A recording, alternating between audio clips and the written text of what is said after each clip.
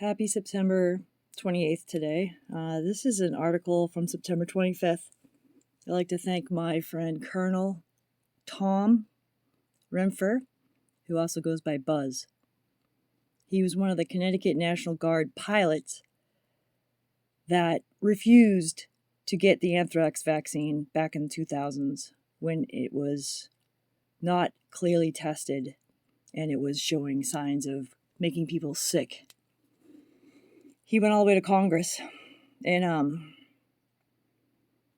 he is helping servicemen today correct their records against anthrax to get their retirement money and to correct reverse their dishonorable discharges back to honorable. Anyhow, this is Zero Hedge, Immunity as a Service, The Snake Oil Salesman and the COVID-0 Con by Tyler Durden. Authored by Julius, I don't know how to say that, that's Ruechel, via juliusruechel.com. The Snake Oil Salesman and the COVID-0 Con, a classic bait and switch for a lifetime of booster shots. Immunity as a service. If a plumber with a lifetime of experience were to tell you that water runs uphill, you would know he was lying, and that the lie is not accidental.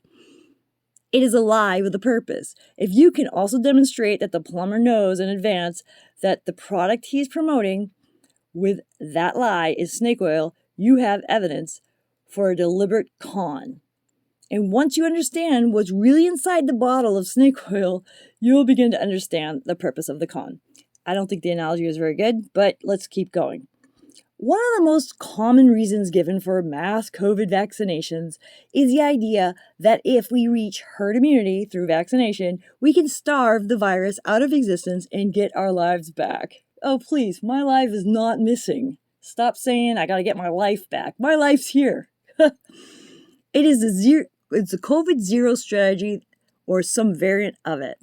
By now, it is abundantly clear from the epidemiological, if I say it wrong, whatever, data, that the vaccinated are able to both catch and spread the disease. So now it's abundantly clear from blah, blah, blah, data that you can also catch it and spread it. Clearly, vaccination isn't going to make this virus disappear. Only a mind that has lost its grasp on reality can fail to see how ridiculous all this has become. I don't know, that's kind of insulting. Oh, it just jumped, didn't it?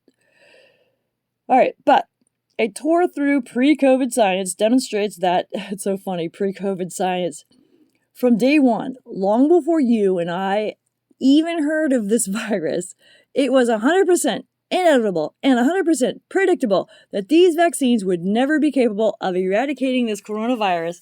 It would never lead to any kind of lasting herd immunity. It's just like, I don't know, look at all viruses, how they mutate and change. Even worse, lockdown. Why does it jump like that? I'm like, whoa. Even worse, lockdowns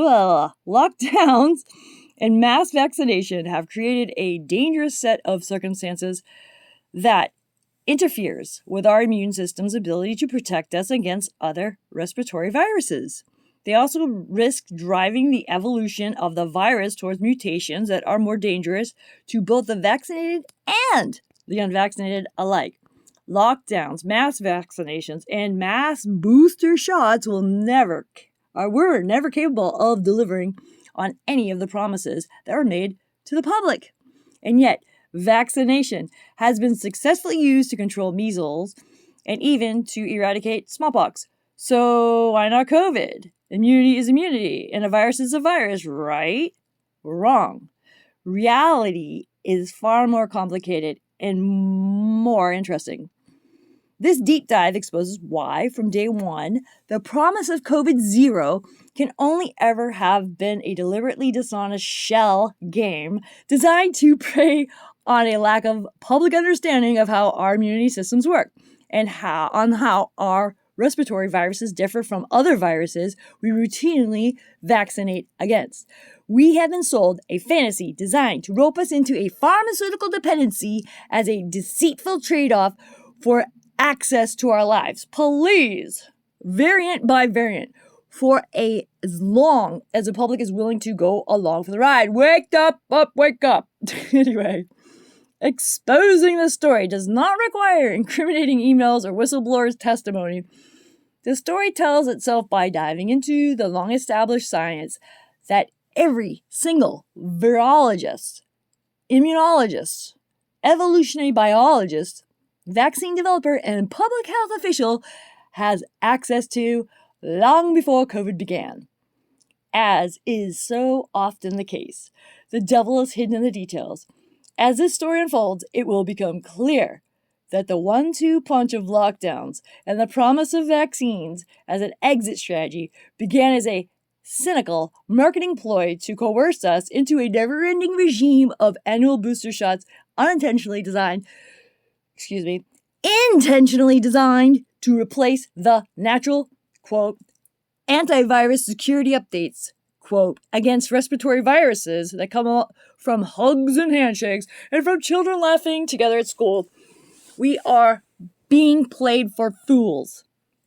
Remember, this is an article I'm reading, and I think that's pretty much what's going on here. 1, 2, 3. This is not to say that there aren't plenty of other opportunists taking advantage of this crisis to pursue other agendas and to tip society into a full-blown police state.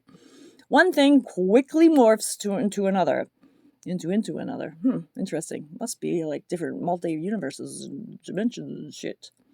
But this essay demonstrates that never-ending boosters, oh god, were the initial motive of this global social engineering shell game. The subscription-based business model adapted for the pharmaceutical industry, immunity as a service. Did you hear that? You see the quotes? Quote, little fingers in the air. Immunity as a service. How do you like that? Did you update your operating system? Did you update your human system?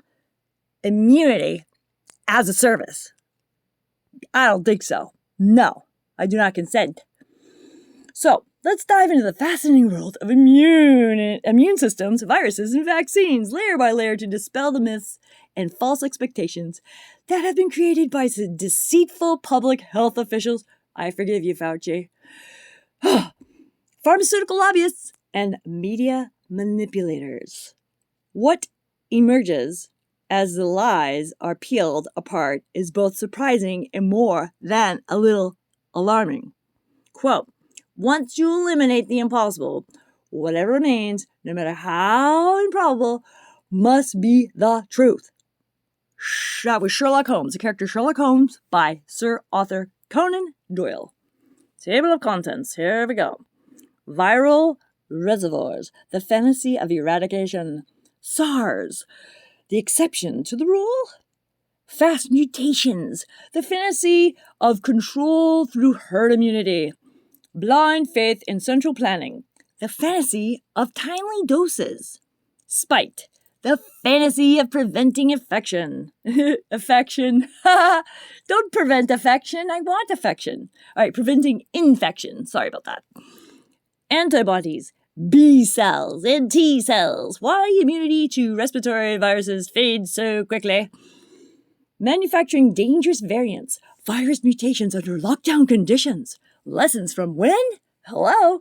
100 years ago? Right. 1918? Yeah. Spanish flu. And didn't they all say within 100 years we'd have another one? Something like that. Leaky vaccines. What? Leaky vaccines? Antibody-dependent enhancement and the mark effect. I think I said that right. M-A-R-E-K spells mark effect. Antivirus security updates. Cross-reactive immunity through repeated exposure. The not-so-novel virus. The Diamond Princess, oh my god, cruise ship outbreak provided we have cross-reactive immunity. It was funny, I was saying Diamond Princess, and I was totally like, where am I?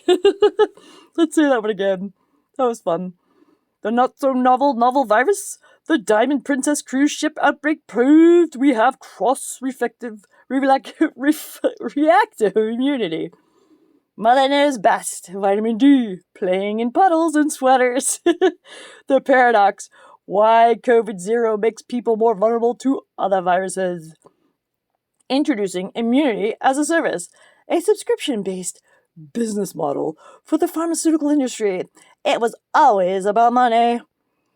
the path forward, neutralizing the threat and bulletproofing society to prevent this ever happening again.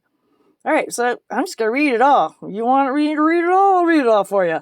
Other than that, you can click down below and have your little robot voice read it to you, or read it yourself with your own little voice in your own head. Whatever. Viral reservoirs. The fantasy of eradication. Eradication of a killer virus sounds like a noble goal. In some cases, it is. Such as in the case of the smallpox virus. By 1980, we stopped vaccinating against smallpox because, thanks to widespread immunization, we starved the virus of available hosts for so long that it died out. No one will need to risk their life on the side of effects of a smallpox vaccination ever again because the virus is gone. It is a public health success story. Polio will hopefully be next. We're getting close. But smallpox is one of only 2 viruses, along with rinderpest, that have been eradicated thanks to vaccination. Very few diseases meet the necessary criteria. Eradication is hard and only appropriate for very specific families of viruses. Smallpox made sense for eradication because it was a uniquely human virus. There was no animal reservoir. By contrast, most respiratory viruses, including SARS-CoV-2, aka COVID, all in caps. Create your own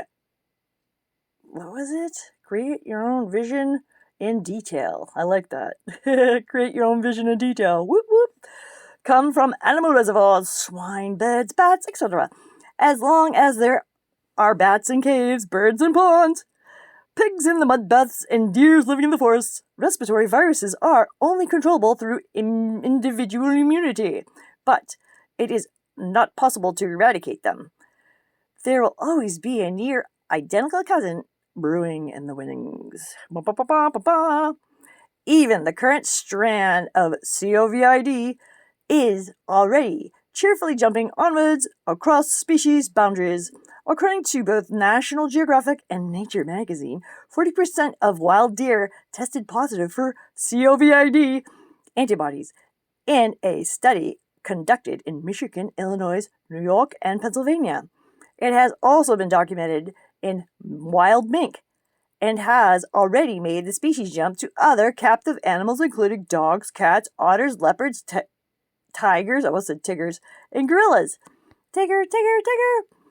A lot of viruses are not fussy. They happily adapt to new opportunities. Specialists like smallpox eventually go extinct.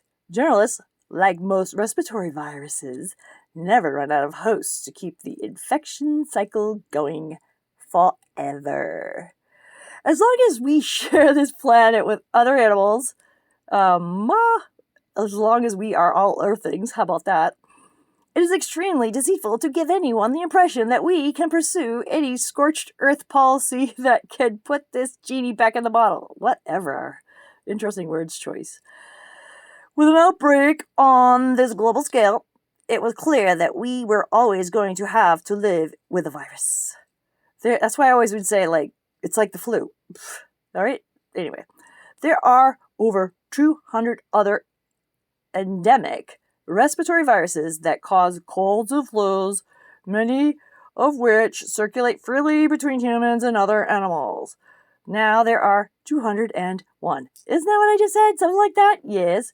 They will be with us forever, whether we like it or not. Oh my God! You just saw the emoji with the hands on the cheeks like Home Alone. Oh my God!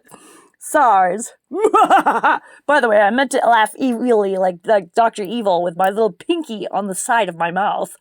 Ha ha ha! Forever! Instead of $1 million. Alright, SARS. The exception to the rule. This all sounds well and good, but the original SARS virus did disappear, with public health measures like contact tracing and strict quarantine measures taking the credit. However, SARS was the exception to the rule.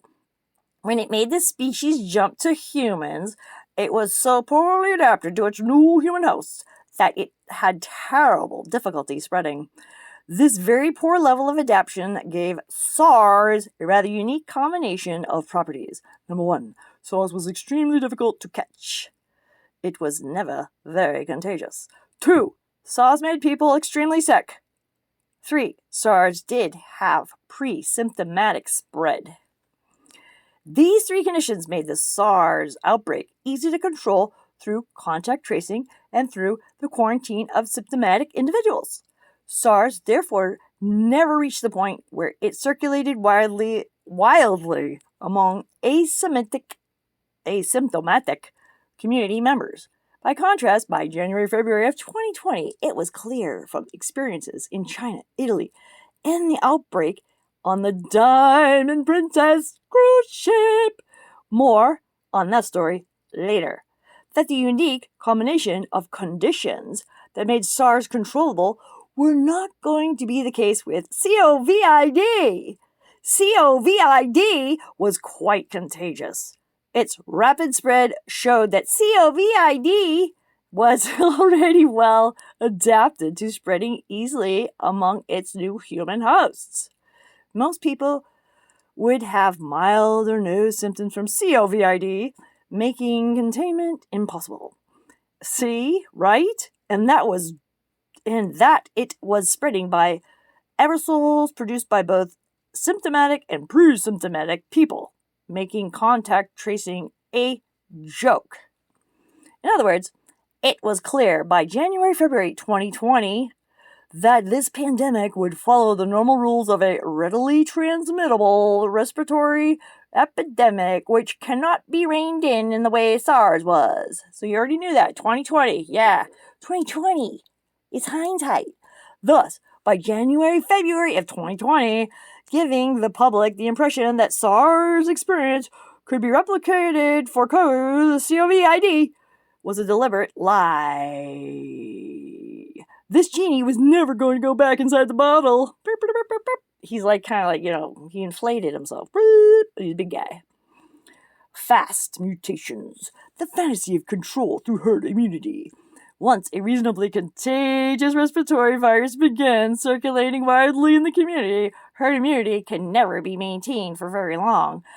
RNA, respiratory viruses such as influenza viruses, respiratory syncytial virus, RSV, and I'm a little bit dyslexic, so I might say these acronyms backwards or whatever. Rhinoviruses and coronaviruses all mutate extremely fast compared to viruses like smallpox, measles, or polio.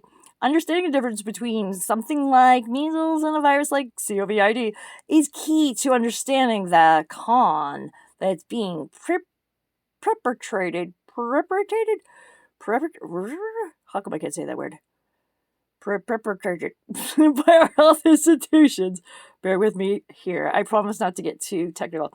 All viruses survive by creating copies of themselves. All right, yep, those little Xeroxes. And there are always a lot of imperfect copies, mutations, produced by copying process itself. Among RNA respiratory viruses, these mutations stack up so quickly that there is a rapid genetic drift, which continually produces new strains. Hello, it's normal, yo-yo. Variants are normal. Oh my god, I totally said that, and he just said that. Whoa. Alright, variants are expected. Variants make it virtually impossible to build the impenetrable wall of long-lasting herd immunity required to starve these respiratory viruses out of existence. That's one of the several reasons why flu vaccines don't provide long-lasting immunity and have to be repeated annually. Hello? McFly! Knocking on your head. Sorry, I'm not mad. I'm just, Our immune system constantly needs to be updated to keep pace with the inevitable evolution of countless unnamed, variants, quote unquote. Whoa. This never-ending conveyor belt of mutations means that everyone's immunity to COVID was always only going to be temporary and only offer partial cross-reactive protection against future reinfections. Thus, from day one, COVID vaccination was always doomed to the same fate as the flu vaccine. I've been always saying this. I kept saying this. I'm like, it's like the flu. Hello. And I didn't, mean it disrespectfully to anybody. Died by COVID or anything like that. But people have died by the flu. All right, let's get back to the article. Ugh. A long life regime of annual booster shots to... oh, by the way, I ain't taking that flu shot. No way. These people are like zombies with the vaccine. They totally want you to be addicted to this vaccine thing and keep getting boosters. They're probably going to stick it in the freaking flu vaccine. No, thank you. No, thank you. All right, well, let's see. Let's get there. It was always going to be temporary, only offering partial cross-reactive protection against future reinfections. Flu vaccine, hello. A lifelong regime of annual booster shots to try to keep pace with variants for those unwilling to expose themselves to the risk of a natural infection, and the hopes that by the time the vaccines and their booster shots roll off the production line, they won't already be out of date when confronted by the current generation of virus mutations. Genetic drift caused by mutations is much slower in viruses like measles and polio or smallpox, which is why herd immunity can be used to control these other viruses or even eradicate them, as in the case of smallpox or polio. The reason the common respiratory viruses have such rapid genetic drift compared to these other viruses has much less to do with how many errors are produced during the copying process and much more to do with how many of those imperfect copies are actually able to survive and produce more copies. Got it? Yeah. A simple virus with an uncomplicated attack strategy for taking over host cells can tolerate a lot more mutations than a complex virus with a complicated attack strategy. Complexity and specialization puts limits on how many of those imperfect copies have a chance at becoming successful mutations. Simple machinery doesn't break down as easily if there is an imperfection in the mechanical parts. Complicated high-tech machinery will simply not work if there are even minor flaws in precision parts. For example, before a virus can hijack the DNA of a host cell to begin making copies of itself, the virus needs to unlock the cell wall to gain entry. Cellular walls are made of proteins and are coated by sugars. Viruses need to find a way to create a doorway through the protein wall. A virus like influenza uses a very simple strategy to get inside. It locks onto one of the sugars on the outside of the cell wall in order to piggyback a ride as the sugar is absorbed into the cell. Cells use sugar as their energy source. It's such a simple strategy that it allows the influenza virus to go through lots of mutations without losing its ability to gain entry to the cell. Influenza's simplicity makes it very adaptable and allows many different types of mutations to thrive, as long as they are all using the same piggyback entry strategy to get inside host cells. By contrast, something like the measles virus uses a highly specialized and very complicated strategy to gain entry into the host cell. Okay. It relies on very specialized surface proteins to break open a doorway into the host cell. It's a very rigid and complex system that doesn't leave a lot of room for errors in copying process. Even minor mutations to the measles virus will cause changes to its surface proteins, leaving it unable to gain access to a host cell to make more copies of itself. Thus, even there are lots of mutations, those mutations are almost all evolutionary dead ends, thus preventing genetic drift. That's one of the several reasons why both a natural infection and vaccination against measles create lifetime immunity. Immunity lasts because new variations don't change much over time. Most RNA respiratory viruses have a high rate of genetic drift because they all rely on relatively simple attack strategies to gain entry to host cells. This allows mutations to stack up quickly without becoming evolutionary dead ends because they avoid the evolutionary trap of complexity. Simplicity, like keep it simple, stupid, kiss. Coronaviruses use a very different strategy than influenza to gain access to host cells. They have proteins on the virus surface, the famous S spike protein, the same one that is mimicked by the vaccine injection, which latches onto a receptor on the cell surface. It's called the ACE2 receptor, a kind of key to unlock the door. This attack strategy is a little bit more complicated than the system used by influenza, which is probably why genetic drift in coronaviruses is slightly slower than in influenza, but it is still much more simpler and much less specialized system than the one used by measles.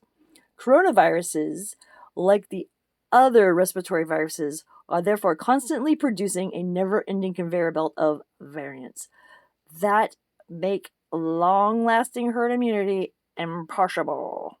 Variants are normal. The alarm raised by our public health authorities about variants and the feigned compassion of pharmaceutical companies as they rush to develop fresh boosters capable of fighting variants is a charade. Much like expressing surprise about the sun rising in the east. Oh my! There's the emoji with the hands alone on your feet, on your cheeks. Oh my gosh, the sun rose up on the east. Oh my gosh, there's a variant. Oh no! Once you got immunity to smallpox, measles, or polio, you had full protection for a few decades and were protected against severe illness or death for the rest of your life. But for fast mutating respiratory viruses, including coronaviruses, within a few months, they are sufficiently different that your previously acquired immunity will only ever offer partial protection against your next exposure. That was difficult to read. But it's true. The fast rate of mutation ensures that you never catch the same exact cold or flu twice, just their closely related, constantly evolving cousins. What keeps you from feeling the full brunt of each new infection is cross-reactive immunity, which is another part of the story of how you are being conned, which I'll come back to shortly. Blind faith in central planning, the fantasy of timely doses. But let's pretend for a moment that miraculous vaccine could be developed that could give us all 100% sterilizing immunity today. The length of time it takes to manufacture and ship 8 billion doses and then make vaccination appointments for 8 billion people ensures that by the time the last person gets their last dose, the never-ending conveyor belt of mutations will have already rendered the vaccine partially ineffective. True sterilizing immunity simply won't ever happen with coronaviruses. The logistics of rolling out vaccines to 8 billion people meant that none of our vaccine makers or public health authorities ever could have genuinely believed that vaccines could create lasting herd immunity against COVID. So, for a multitude of reasons, it was a deliberate lie to give the public the impression. And you know what? I forgive them. I do. I forgive them. But do I? Jeez. I don't know. So a multitude of reasons, it was a deliberate lie to give the public the impression that if enough people take the vaccine, you know which vaccine, the one everybody wants us to take, it would create lasting herd immunity. It was 100% certain that from day one, that the time the last dose was administered, the rapid evolution of the virus would ensure that it would already be time to start thinking about booster shots. Exactly like the flu shot! Exactly the opposite of a measles vaccine. Vaccines against respiratory viruses can never provide anything more than a temporary cross-reactive immunity update. They are merely a synthetic replacement of your annual natural exposure to the smorgasbord of cold and flu viruses. Boom! Immunity as a service, imposed on society by trickery. The only question was always, how long between booster shots? Weeks, months, years? Feeling conned yet? Spiked. The fantasy of preventing infection. The current crop of COVID vaccines was never designed to provide sterilizing immunity. That's not how they work. They are merely tools designed to teach the immune system to attack the S-spike protein, thereby priming the immune system to reduce the severity of infection in preparation for your inevitable future encounter with the real virus. They were never capable of preventing infection, nor preventing spread. They were merely designed to reduce your chance of being hospitalized or dying if you are infected. As a former FDA Commissioner Scott Gottlieb, who's on Pfizer's board, said, quote, "The original premise behind these vaccines were..." I don't understand what sick means. I never Googled it, so I don't really know what that means. All right. The original premise behind these vaccines were that they would substantially reduce the risk of death and severe disease and hospitalization. And that was the data that came out of the initial clinical trials. Unquote. Every first-year medical student knows that you cannot get herd immunity from a vaccine that does not stop infection. In other words, by their design, these vaccines can neither stop you from catching an infection nor stop you from transmitting the infection to someone else. They were never capable of creating herd immunity. They were designed to protect individuals against severe outcomes if they chose to take them. A tool to provide temporary focused protection for the vulnerable, just like the flu vaccine. Pushing for mass vaccination was a con from day one, and the idea of using vaccine passports to separate the vaccinated from the unvaccinated was also a con from day one. The only impact these vaccine passports have on the pandemic is as a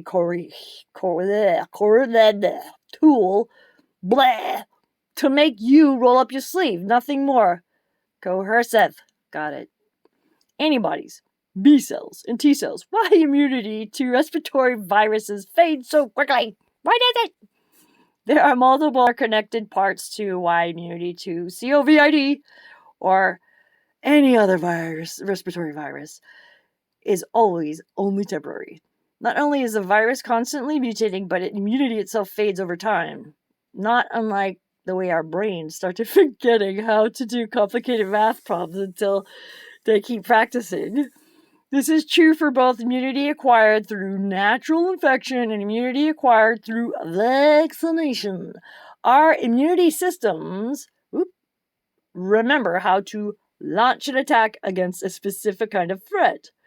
That memory fades over time, and for some vaccines like diphtheria and tetanus, I used to give those shots, by the way. I was a medic. That immunological memory fades very slowly. The measles vaccine protects for life, but the others, like flu vaccine and immunological memory, fades very quickly. On average, the flu vaccine is only about 40% effective to begin with, right? You guys remember this, right? You do remember this, right? When they make the flu vaccine, they might hit it, they might not hit it, get it. And it begins to fade almost immediately after vaccination. By about 150 days, 5 months, it reaches zero. See, there's your big picture. Influenza vaccine effectiveness. So you start maybe at 40%, and then bleep. Fading immunity after flu shot. Blop. The solution to this strange phenomenon lies in the different types of immune system responses that are triggered by a vaccine, or by exposure to the real thing through a natural infection. This has big implications for coronavirus vaccines, but I'll get to that in a moment. First, a little background information. A good analogy is to think of our immune system like a medieval army. The first layer of protection began with generalists, the guys armed with clubs that, would take a swing at everything. They were good for keeping robbers and brigands at bay and for conducting small skirmishes. But if the attack was bigger, then these generalists were quickly overwhelmed, serving as an arrow fodder to the blunt attack on the more specialized troops coming up behind them. Spearmen, swordsmen, archers, cavalry, catapult operators, siege tower engineers, and so on. Each additional layer of defense has a more expensive kit and takes over greater amounts of time to train. An English longbow took years to build up the necessary skill and strength to become effective. The more specialized a troop is, the more you want to hold them back from the fight unless it's absolutely necessary because they are expensive to train, expensive to deploy, and make a bigger mess when they fight that needs to be cleaned up afterwards. So I don't really get that part, but okay. Always keep your powder dry. Send in the arrow fodder first and slowly ramp up your efforts from there. I don't get any of that, but let's continue. Our immune system relies... stop jumping like that. Our immune system relies... this is the first time I'm reading this too. Every single word is the first time I'm seeing it. Okay.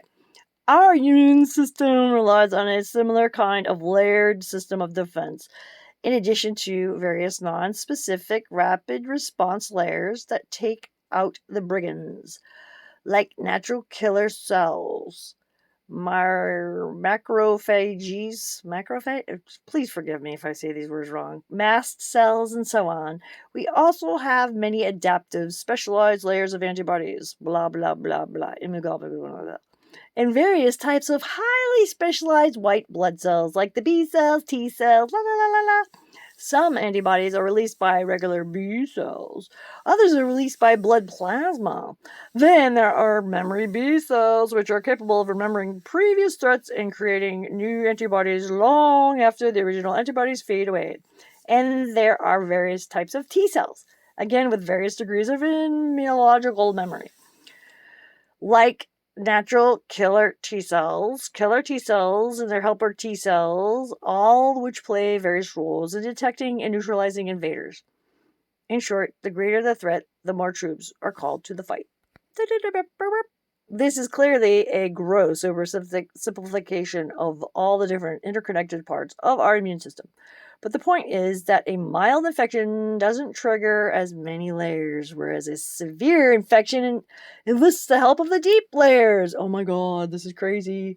Which are slower to respond, but are much more specialized in their attack capabilities. And if those deeper adaptive layers get involved, they are capable of retaining a memory of the threat in order to be able to mount a quicker attack. Now I get it. Of a repeat attack is recognized in the future. So they're just going to keep you having the guys with the big stupid hammer things. Dum dum dum dum dum dum, whack whack whack-a-mole, dum dum dum dum dum, whack-a-mole, whack-a-mole. Right? But they'll never remember it. They'll be constantly fighting. That's going to make you tired.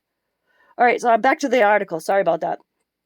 And in the future, that's why someone who was infected by the dangerous Spanish flu in 1918 might still have measurable T-cell immunity a century later.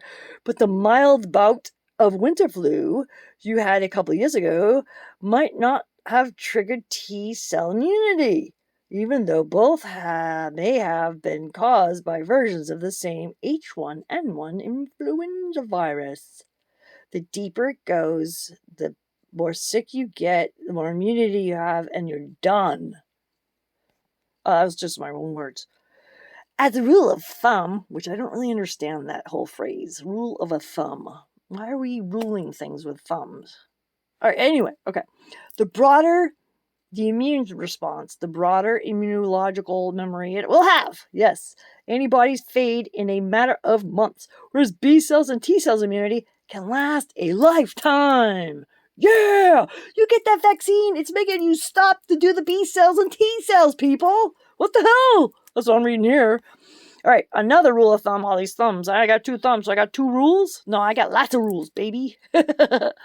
Another rule of thumb is that a higher viral load, that sounds funny, oh boy, puts more strain on your immune system defenses, thus overwhelming the rapid response layers and forcing the immune system to enlist the deeper adaptive layers. That's why nursing home and hospitals are more dangerous places for vulnerable people than backyard barbecues. That's why feedlot cattle are more vulnerable to viral diseases than cattle on pasture.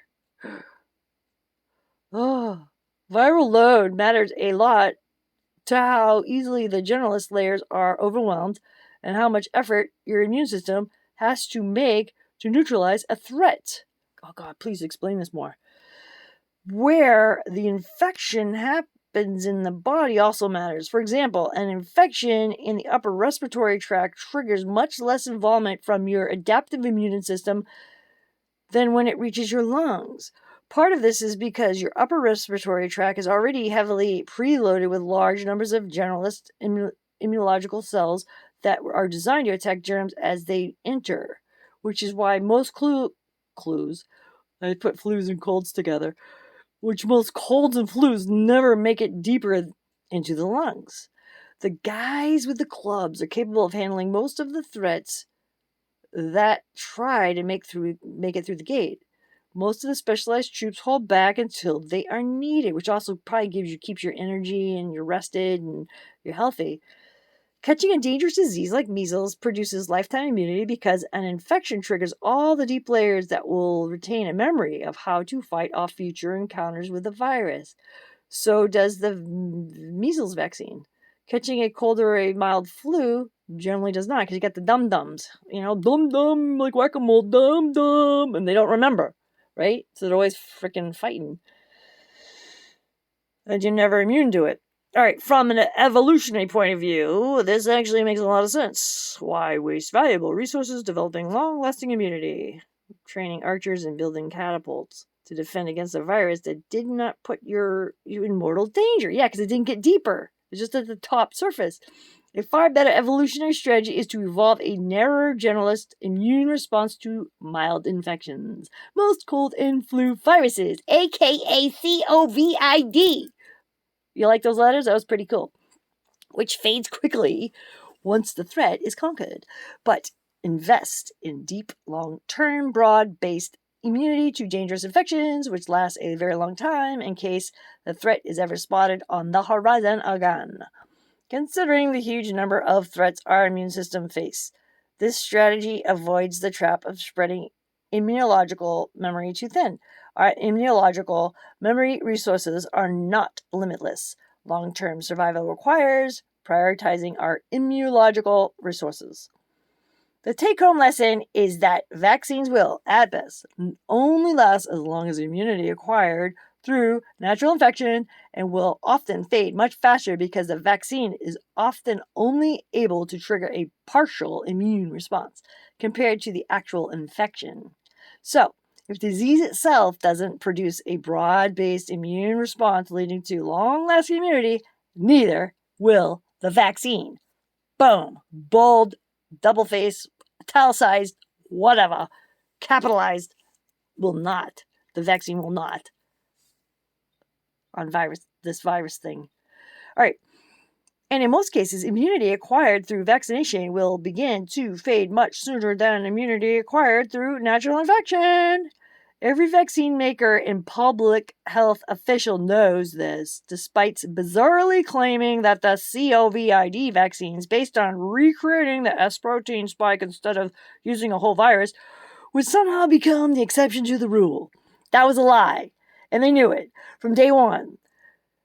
That should set your alarm bells ringing a full throttle.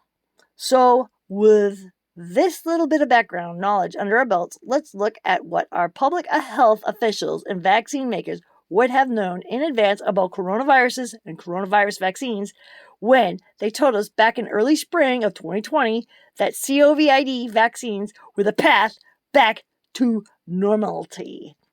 From a 2003 study, quote, Until SARS appeared, human coronaviruses were known as the cause of 15 to 30% of colds.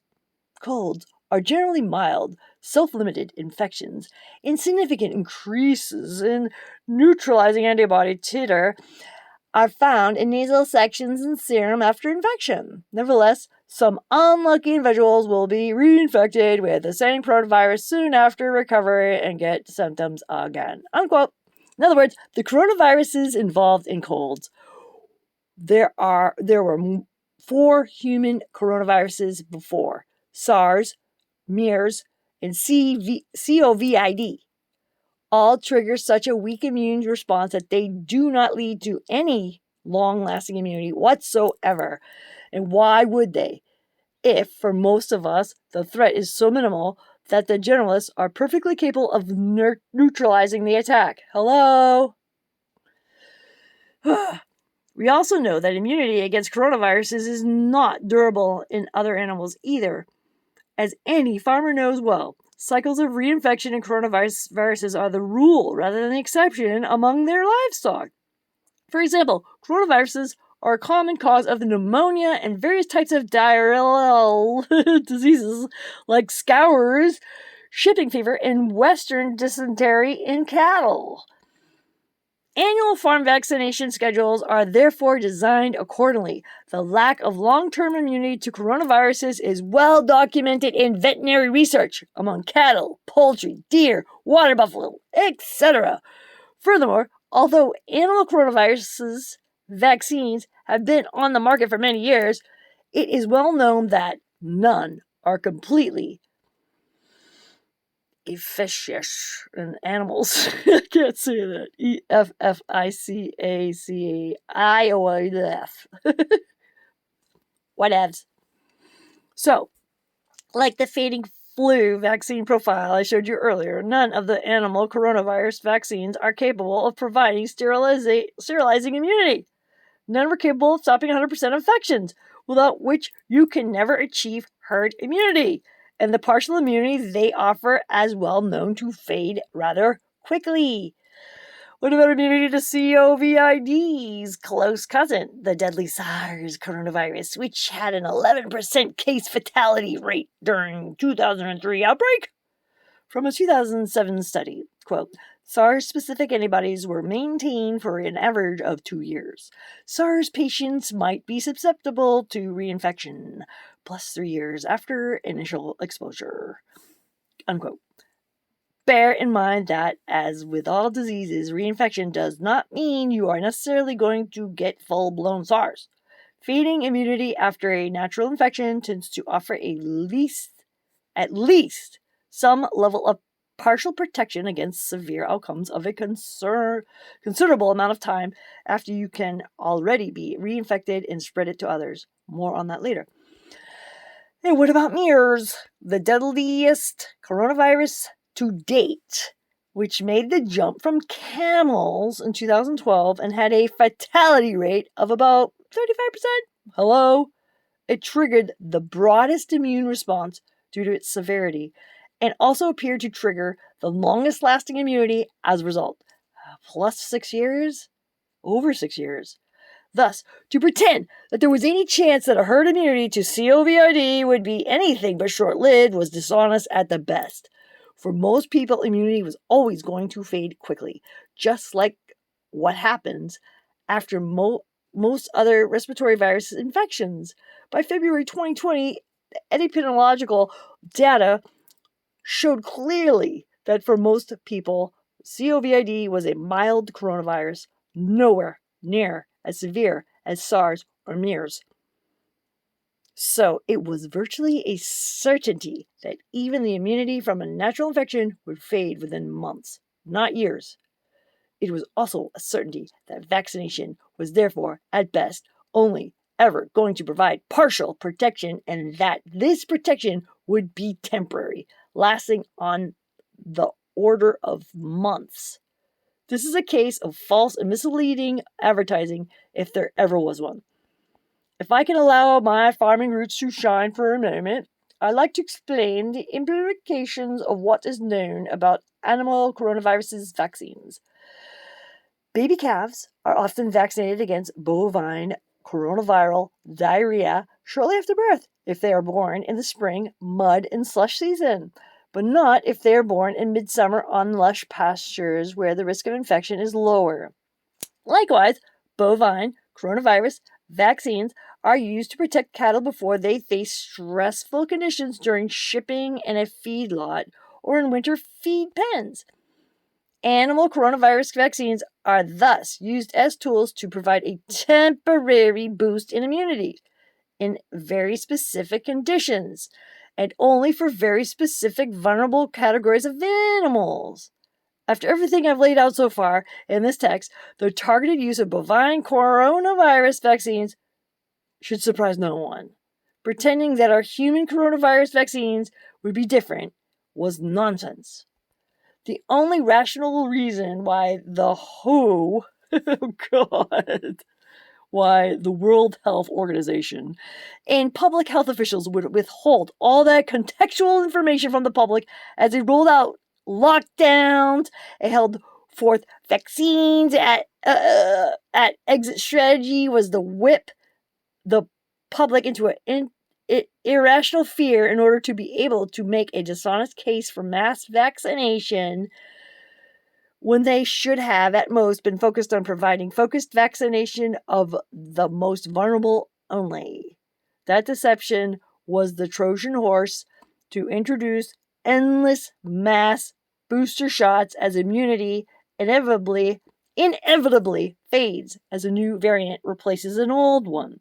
Now, as all the inevitable limitations and problems with these vaccinations become apparent, fading vaccine-induced immunity, vaccines proving to only be partially effective, the rise of new variants, the vaccinated population demonstrably catching and spreading the virus, for instance, the leaky vaccination phenomenon.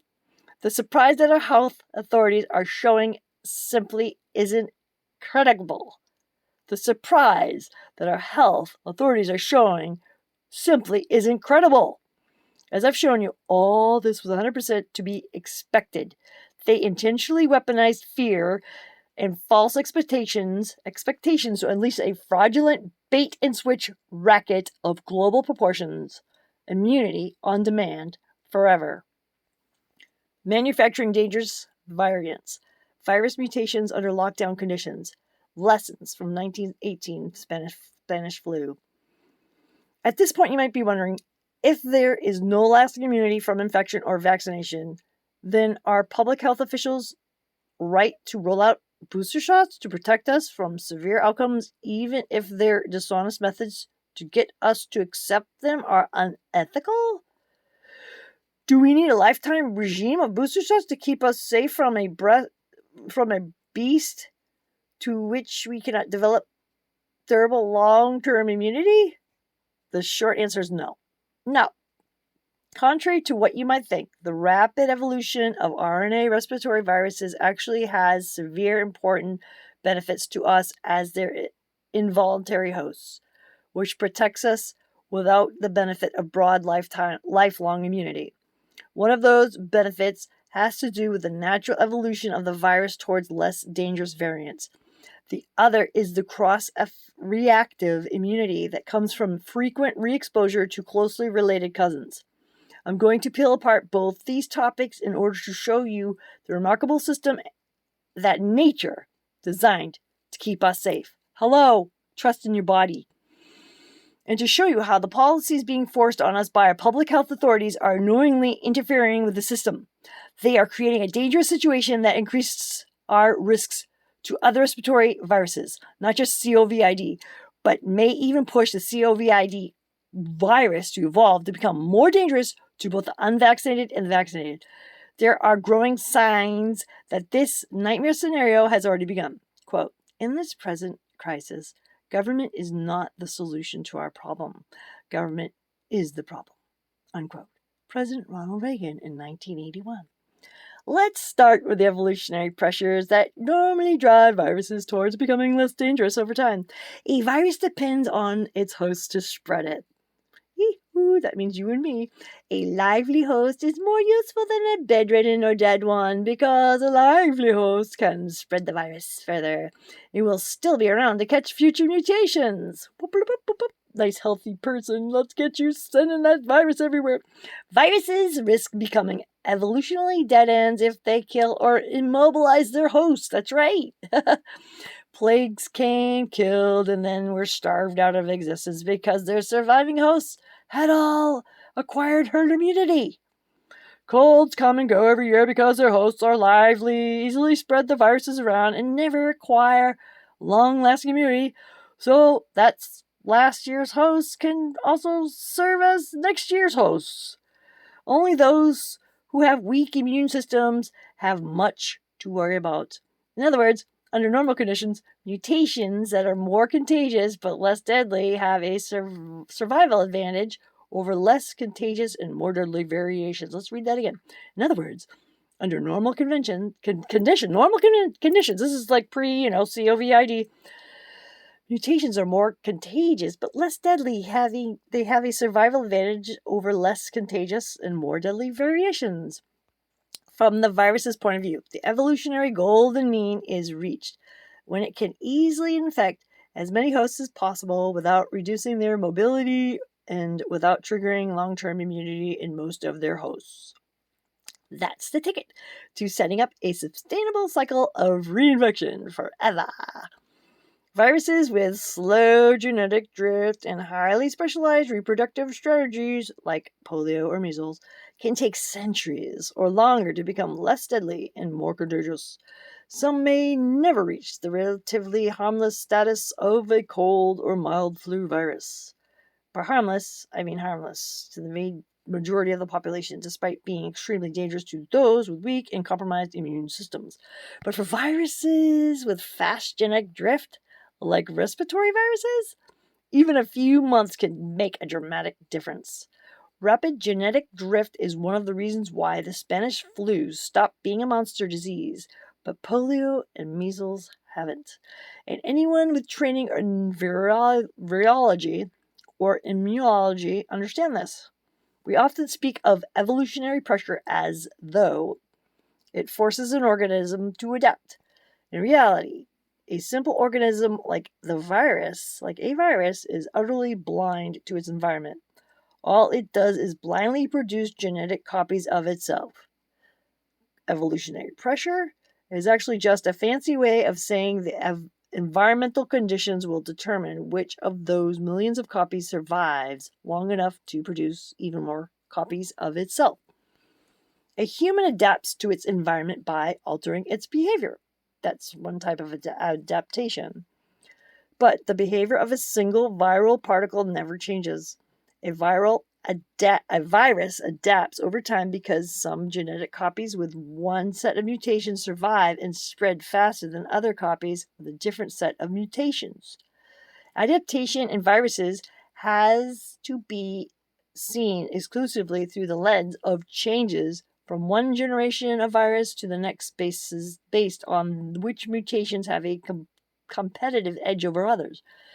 And that competitive edge will vary depending on the kind of environmental conditions a virus encounters. So, fear-mongering about the Delta variant being more contagious leaves out the fact that this is exactly what you expect as a respiratory virus adapts to its new host species. We would expect new variants to be contagious but less deadly as the virus fades to become just like the other 200 plus respiratory viruses that cause common colds and flus. That's also why the decision to lock down the healthy population is so sinister.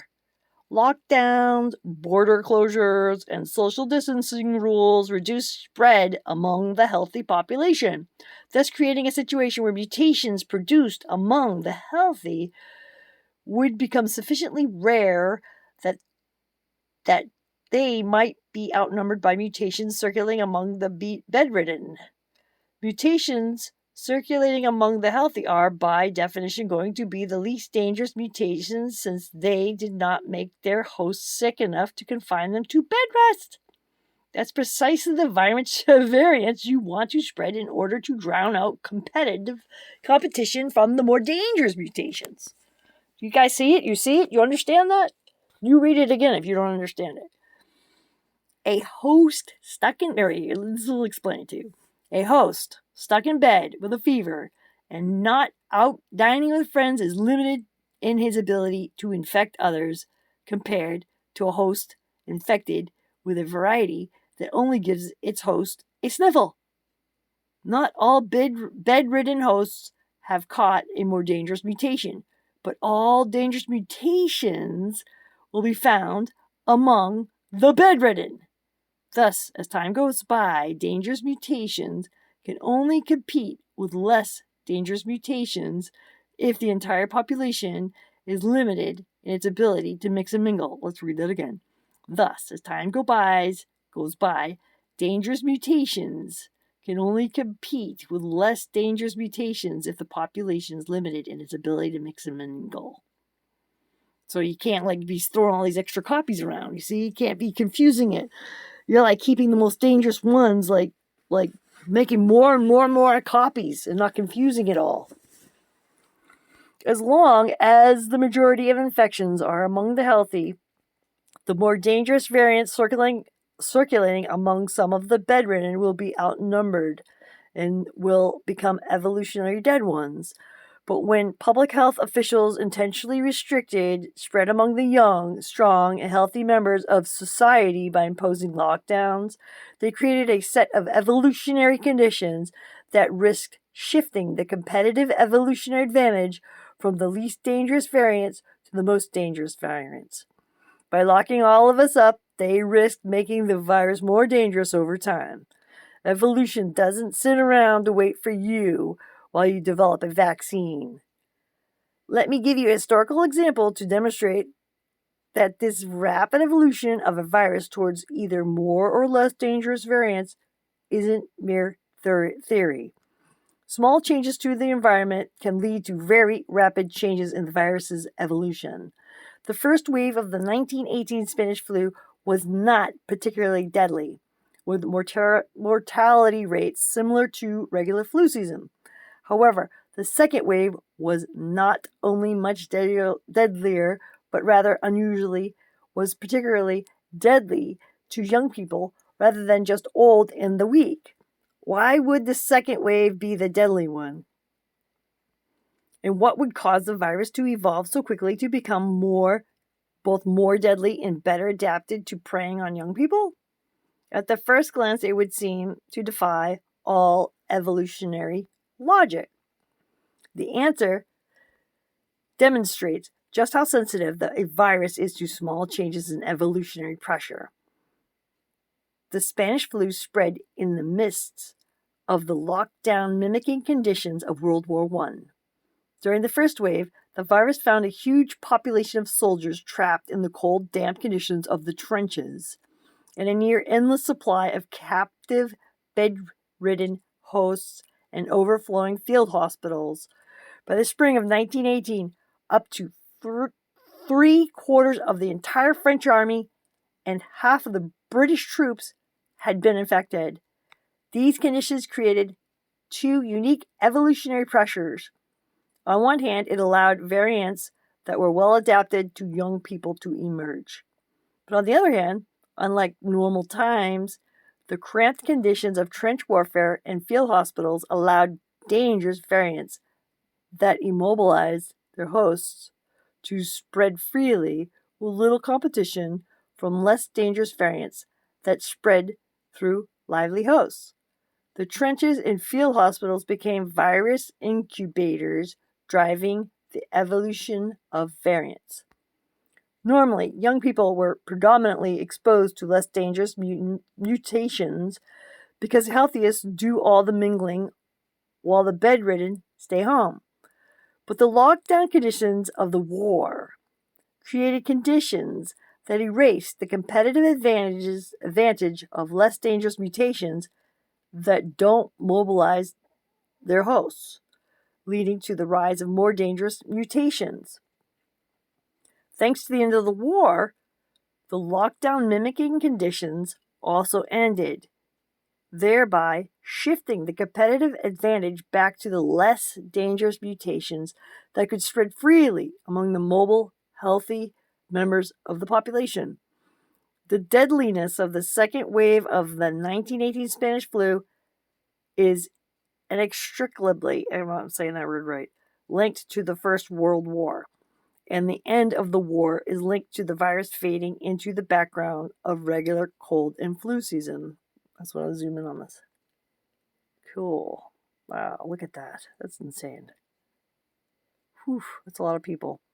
Soldiers from Fort Riley, Kansas, ill with Spanish flu at a hospital ward in Camp Funston. Wow, that's interesting. I've seen that word a lot of times.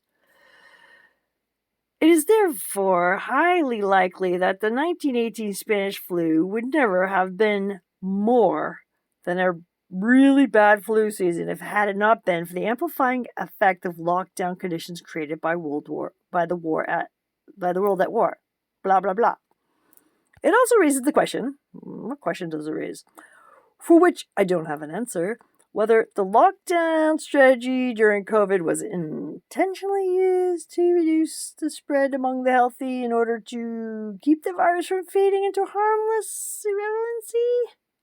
I use the word intentionally, and it's a strong word because the deadly second wave of the 1918 Spanish flu and its causes are hardly secrets in the medical community. You'd have to be a completely reckless and utterly incompetent idiot or a cynical bastard with an agenda to impose any strategy that mimics those virus amplifying conditions. Yet, that's what our health authorities did. And what they continue to do, while shamelessly hyperventilating about the risks of variants to force us to submit to medical tyranny based on mandatory vaccines, never-ending booster shots, and vaccine passports that could turn off access to our normal lives? This is cynicism at its finest. Leaky vaccines, antibody-dependent enhancement, and the marked fact? The experience of the second wave of the 1918 Spanish flu also raises another question. What kind of evolutionary pressure are being created by a leaky vaccine? A vaccine that provides sterilizing immunity prevents the vaccinated from being able to catch or transmit the virus. They become a dead end for the virus. However, as I've already mentioned, the current crop of COVID vaccines, which are meant to train the immune system to recognize S-spike proteins, were not designed to create sterilizing immunity. By their design, they merely help reduce the risk of severe outcomes by priming the immune system. The vaccinated can still catch and spread the virus. The definition of a leaky vaccine. They eat it. I can see and hear the word in my mind, but I just can't say it for some reason. Epidemiological data makes it very clear that this is now happening all around the world. Thus, both the vaccinated and the unvaccinated are equally capable of producing new variants. The idea that the unvaccinated are producing variants while the vaccinated are not is a bold-faced lie. Because you can look at this right here. It says the case rates in Israel have recently climbed almost as quickly among the people with 2 doses as among the unvaccinated. That's a source from, Israeli hopes boosters can avert new lockdown as COVID vaccine efficacy fades. Pardon me. From an evolutionary perspective, this is a potentially dangerous scenario. What has been done by temporarily blunting the risk of hospitalization or death, but without stopping infection among the vaccinated, is to create a set of evolutionary conditions where a variant that is dangerous to unvaccinated can spread easily among the vaccinated without making the vaccinated very sick. For lack of a better term, let's call this a dual-track variant. That's because the vaccinated are not getting bedridden from this dual-track variant. They can continue to spread it easily, giving it competitive advantage, even if it's highly dangerous to the unvaccinated? Furthermore, since COVID vaccination only offers temporary short-term protection, as soon as immunity fades, the vaccinated themselves are also equally at risk for more severe outcomes. Thus, this creates the evolutionary pressure for the virus to behave as an increasingly contagious but relatively mild virus, as long as everyone is vaccinated, but as dangerous but also very contagious virus consumed as temporarily immunity wears off. The call for boosters every 6 months is already here. Update is now being revised down to 5 months. So the pandemic really does have the potential to become the pandemic of the unvaccinated. The shameless term coined by public health officials to terrify the vaccinated into bullying their unvaccinated peers. But reality comes with a twist because of a dual track variant does evolve. It would be the unvaccinated, and those whose boosters have expired who would have reason to fear the vaccinated. Not the other way around, as so many frightened citizens seem to believe. And the end result would be that all become permanently dependent on boosters every 6 months. Forever. Hold on, you might say. The flu vaccine chart showed earlier also never provided sterilizing immunity. The flu vaccine is notoriously leaky, but hasn't gotten more dangerous, has it? The answer is complicated because the comparison is less useful than the first appears. As long as the majority of the population does not get the flu vaccine, more dangerous variants will face stiff competition from less very dangerous ones, circulating among the healthy unvaccinated population. Average flu vaccination rates in most Western countries are between 38 to 41%, with most other countries around the world doing very little vaccination against the flu. And since the vaccine is only 40% effective to begin with, and since immunity fades rapidly after the shot, the flu vaccine doesn't provide much protection to begin with, thus reducing the chance that separate mutations would circulate among the vaccinated. And public health frequently gets the strain wrong. Influenza has many strains that are constantly evolving, so there's a lot of guesswork that goes into creating the right vaccine formula every year. In other words, lack of universal coverage and poor protection are likely preventing the emergence of a dual-track variant. Furthermore, flu vaccination is not evenly distributed across the population. It is mostly the vulnerable and those who work around them that get it, while children, young adults, and other healthy members of society don't get it.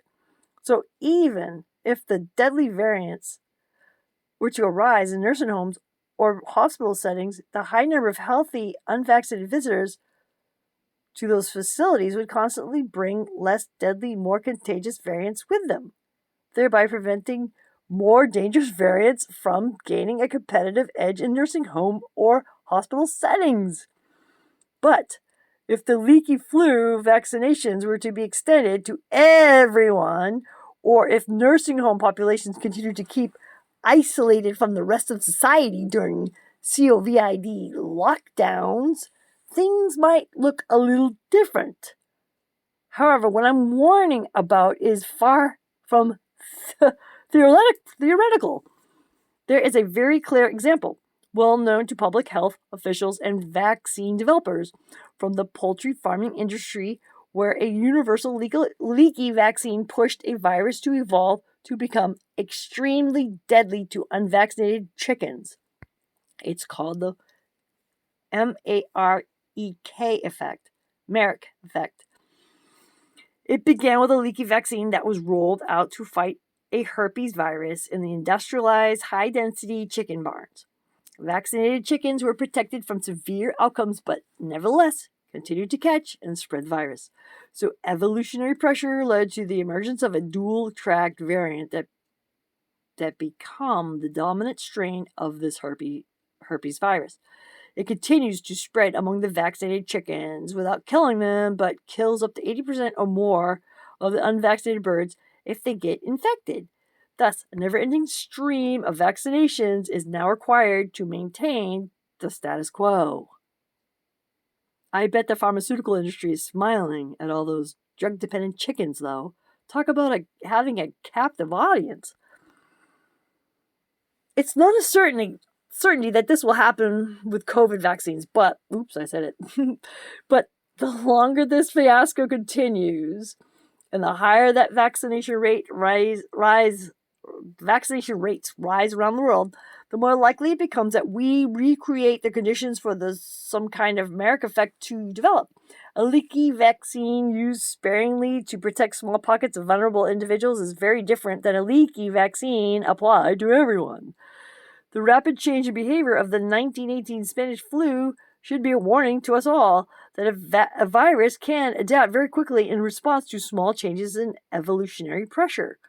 The closer we get to a universal vaccination, the greater the danger that leaky vaccines will lead to dual-track variants that become more dangerous to the unvaccinated. There is one other danger from leaky vaccines that is worth mentioning because researchers are already starting to see the first signs of it. As you can see discussed in this paper published on August 9th, 2021 in the Journal of Infection, it's called Antibody Dependent Enhancement, ADE, Antibody Dependent Enhancement. It happens when a poorly designed vaccine trains antibodies to recognize a virus as an intruder without being strong enough to neutralize them. Instead of the virus being neutralized inside the antibody, when the antibody attacks and swallows it, antibodies envelop intruders in order to neutralize them. Thus, the attacking antibody opens the door to the inside of the cell and becomes the virus's unwitting host, therefore accelerating rather than stopping the infection. Oh my God. Antibody-dependent enhancement is a well-documented phenomenon in attempts to develop vaccines against the RSV virus, dengue fever, and other coronaviruses. This is one of the reasons why previous attempts to develop a human coronavirus vaccine against the SARS virus failed. It kept happening in animal trials, and many doctors warned from day one that it would happen with these vaccines, as well as new variants gradually emerge that are sufficiently different from the original variant upon which the vaccine is based. ADE, and I want to read it correctly, antibody-dependent enhancement, doesn't show up on the day after vaccination. It emerges gradually as new variants spread that are different from previous variants. This is a quote from the study. Oh gosh, I want to keep saying it the right way. Antibody-dependent enhancement. Antibody ADE may be a concern for people receiving vaccines based on the original Wuhan strain spike sequence, either mRNA or viral vectors. Excuse me. Gosh. Under these circumstances, second-generation vaccines with spike protein formulations lacking structurally conserved ADE-related isotopes should be considered. Losing my voice now. In other words, your previous vaccination protects you only until new variants arise. Then the training that your previous vaccination gave your immune system becomes a liability as your immune system switches from protecting you to increasing your risk from the disease. Your only way to protect yourself is to dutifully get your next updated booster shot to protect you for the next few short months. You become a permanent drug-dependent vaccine customer. And you better hope next year's formulation doesn't get it wrong. And you better hope that updates can keep you safe indefinitely, because there's also the risk that updates will get less effective as the bad training from previous boosters begins to add up. It puts a whole new spin on, quote, trust the scientists, unquote. Your life will literally be at their mercy. I bet the pharmaceutical industry will be smiling at all those drug-dependent scratch chickens loyal customers through, talk about having a captive audience. And what a sweet deal. Vaccine makers have been granted an exemption from liability, and if it goes wrong, they are the go-to guy to solve it with more boosters. And with every booster, you'll get to play Russian roulette all over again with side effects, death, autoimmune diseases, reactivation of dormant viruses, neurological damage, blood clotting, and more. Here's where the report cited effects on the U.S. VAERS system stands at the time of writing this. August 28th, 2021. And they're showing you numbers. I'm not going to read the numbers. Leaky vaccine are playing with fire. All vaccine makers and public health authorities are aware of the potential for ADE with the development of a coronavirus vaccine. Yet they pushed for mass vaccination from day one without completing the long-term trials that were meant to rule out this kind of risk. They knowingly gambled with your future in their eagerness to get you onto your regiment of never-ending boosters and vaccine passports. Why not? If more boosters are the solution of something going wrong, they can always blame it on the variants. The media won't challenge them. Not with billions of vaccine and advertising dollars floating around. Good God. Antivirus security updates. Cross-reactive immunity through repeated exposure. And now we come to the second way in which our immune systems benefit from the rapid evolution of RNA respiratory viruses into the sinister way in which public health policy is interfering with that system. The once deadly 1918 Spanish flu is still with us today, and now it is a part of the smorgasbord of viruses that causes colds and flus every winter precisely because subsequent variants evolved into to be less deadly. As unpleasant as flu season is for most of us, it is not lethal unless we have weak or compromised immune systems. But each subsequent exposure teaches our immune system to, how to keep up with this gradual evolution over time. In other words, each year's fresh exposure to the latest strain of cold or flu virus functions as a sort of antivirus security update to partially prepare you for the next one. Fading immunity and changing mutations means you'll never be 100% immune to the next one. But as long as updates are frequent enough, you'll also have zero immunity. There will always be enough carryover to protect you from the most serious outcome unless you are unfortunate enough to have a weak immune system. That is why it is called a cross-reactive immunity. A broad smorgasbord of viruses cruising around during cold and flu season makes it less likely that we will die or get seriously ill when exposed to some new variant from London, India, or Brazil, or if we're exposed to a new cousin, like COVID, which crawls out of some bat cave or wet market or escapes from some lab in Wuhan. There's a picture of the cross-reactive immunity. Requires periodic re-exposure. But when we think about it for a moment, what was once dangerous when it was new soon becomes our most important ally for the future to protect us from the next dangerous new thing. So you build on it, right? As long as we are re-exposed frequently before immunity fades to zero. Cross-reactive immunity is the only realistic evolutionary strategy that humans have to protect us from the next viral variant or viral cousin of these fast-mutating respiratory viruses. With sufficient leftover cross-reactive immunity from your last exposure to the latest variant of a virus may simply result in your immune system getting updated without you even noticing a single thing. That's what it's meant to get an asymptomatic infection. Before we started tormenting the healthy with never-ending PCR tests to make us aware of all these asymptomatic infections.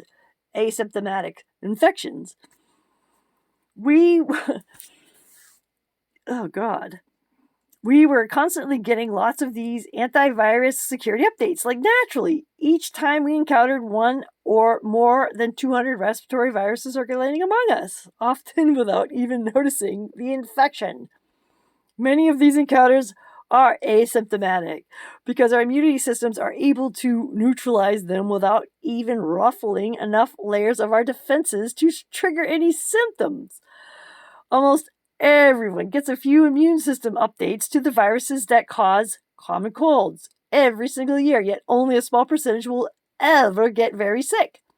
The rest may barely get a runny nose or nothing, no symptoms at all. Mass PCR testing during COVID created a massive freakout over every single asymptomatic COVID update, when we should have only been focused on those people who come down with severe symptomatic disease. There was never any justifiable reason to roll out PCR tests to asymptomatic citizens other than to heighten fear in the population in order to make them receptive to mass vaccination. So, in a sense, those 201 respiratory viruses that causes our colds, flus, are not just an inconvenience, they are nature's solution to software updates. Even though we are dangerous to those with weak immune systems, for the rest of us, our immune systems depend on them to give us partial protection against new strains that emerge through mutation or when new strains jump across species boundaries. Getting rid of those already circulating in society would make us even more vulnerable to new variants that emerge. Adding another 200 will make us even safer once we get our first contact behind us. Eradicating a relatively benign respiratory virus is therefore not a desirable goal, but making it fade into the background is a desirable public health goal, so that's what was once dangerous can now keep protecting us against the next one through cross-reactive immunity. Focused protection for the vulnerable, not lockdowns, was always only realistic public health response to this respiratory virus, unless someone wanted to seize the opportunity as a way to rope the public into mass vaccinations. Nature evolved this fascinating strategy of self-updating immunological countermeasures by continually testing us with mild versions of previously closed related respiratory viruses. Our immune system is therefore somewhat similar to the Olympic weightlifter whose muscles not only stay strong but get even stronger by routinely putting his muscles under a little bit of stress. Our immune system functions the same way. It must be continually stress tests with mild challenges to these fast mutating viruses in order to develop the robust arsenal of defenses to keep us safe. It is a concept called anti-fragility, which was described in detail by Nassim Taleb in his groundbreaking book, Anti-Fragile, Things That Gain from Disorder, Commissions Earned. Once you understand this concept, your fear of variants will rapidly dissolve. Good gosh. All right, I've got to stop here, and I can read the rest soon. I got to take a break.